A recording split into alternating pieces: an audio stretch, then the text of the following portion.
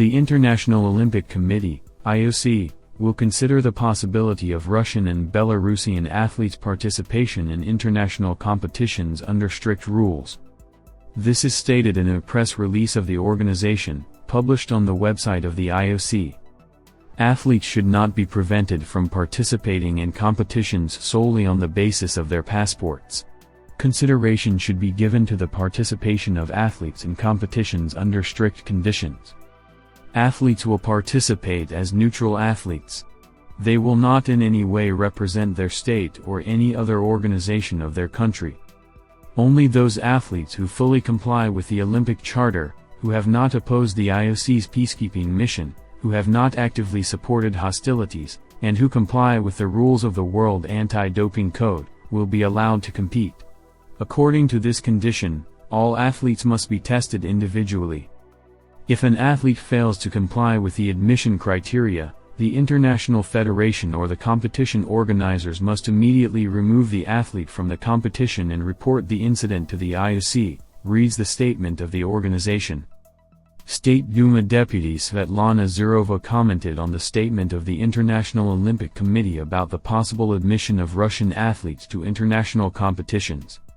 One of the conditions for admission is not to oppose the IOC's peacekeeping mission.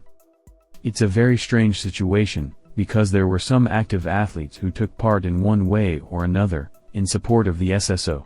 It is impossible to invite everyone to such events, so it turns out that those guys who were there, according to the IOC, will not be admitted. And those who are not there, they will go. There is a special split, so that even within teams athletes do not understand each other. The guys are simply forced to give up their country this way. I don't know, will they demand a written statement from them? I've long thought they would. If you swear an oath to us, tell us what you need, you'll perform, otherwise you won't be in international competitions. I'm surprised that they only offered it now. But maybe we won't have such athletes. I believe in our guys, Zurova said. The head of the Russian Olympic Committee Stanislav Pozdnyakov commented on the statement of the International Olympic Committee about the possible admission of Russian athletes to international competitions. I take the information from the IOC as an attempt to make a step towards the athletes. But at the same time, unfortunately, it is also two steps in the opposite direction.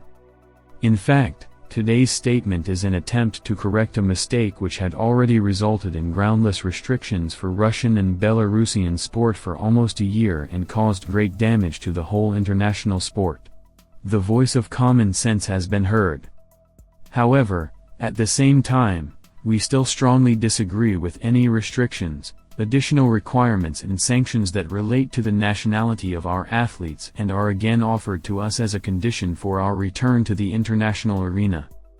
We will now make an appropriate legal assessment of the theses outlined in today's information. Based on the legal expertise, we will build further cooperation with international sports organizations and federations.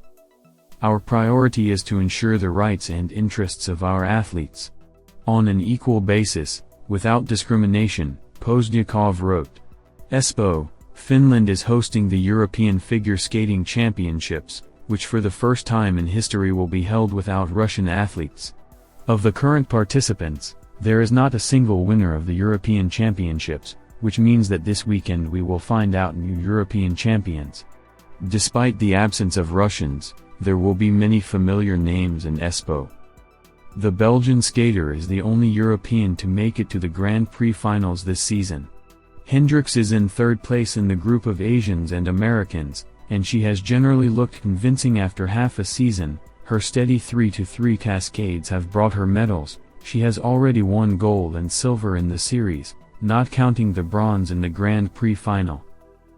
A year ago, at the Euros, Hendricks sensationally defeated Alexandra Trusova and Anna Shcherbakova in the short program, but then fell back to fourth place after the free program. After the Russian suspension, Luna is now breathing easier. The Belgian came away with a silver medal from the 2022 World Championship, while she will have to go home with gold from this year's European Championship. Hendricks is the only one who managed to get over 200 points in both programs. She is the closest competitor to Russia's former champion, Anastasia Gubanova of Georgia and Katarina Kurikova of Poland, who both failed to surpass the 190-point mark. In men's singles skating, newly minted crystal skater Daniel Grassl has the best chance. He has the second best result of the season among Europeans, and he left last Euro as a silver medalist. The Italian replaced Enye and Lorenzo Magri for Moscow and Eteri Tutberidze on New Year holidays, unexpectedly for many. The coach herself didn't fly to Espoo, but Sergei Dudikov and Daniil Gleikenhaus are going to accompany Grassl to the European Championship.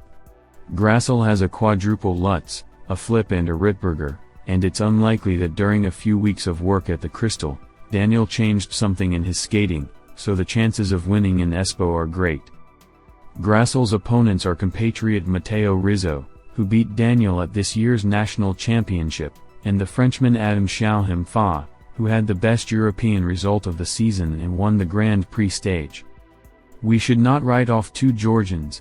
Nikita Gadje and Maurice Kvitlashvili came to Espoo, just like Grassl, accompanied by Dudikov and Gleikenhaus, despite the fact that the latter went the opposite way this season, having replaced Crystal for Team Magri. Kvitlashvili already has a bronze of the European Championship in his pocket, the best result of his career, while Gadje is just beginning his journey in adult skating and has already raced in the top 5 at the Grand Prix. Denis Vasiliev of Latvia also has a chance, although his consistency of his quadruple jumps is poor, but his skating and components are always good. France's Kevin Amos should also get in the mix for medals. The rink in Espoo was lucky for him. He won a bronze medal at the Grand Prix. All in all, the men's singles skating at the European Championships 2023 is the most intriguing. It is impossible to predict the winner and even the places in the top 3. But with other kinds of skating in Espoo, everything is practically transparent. The International Skating Union, ISU, on its official website named the panel of judges who will determine the winners of the ISU Skating Awards. The award in the category Most Valuable Figure Skater is claimed by the Olympic champion in women's single skating Russian skater Anna Shcherbakova. Her competitors on the short list are American Nathan Chan and Frenchman Gabriela Papadakis and Guillaume Cizeron. Hungarian George Alik, an ISU board member, was appointed chairman. The jury consists of Canadian Eric Radford, Finnish Kira Korpi, Japanese Miki Ando, Frenchwoman Surya Banali, Briton Christopher Dean, and American Todd Eldridge. All of them are winners and medalists of world and European championships in different kinds of figure skating.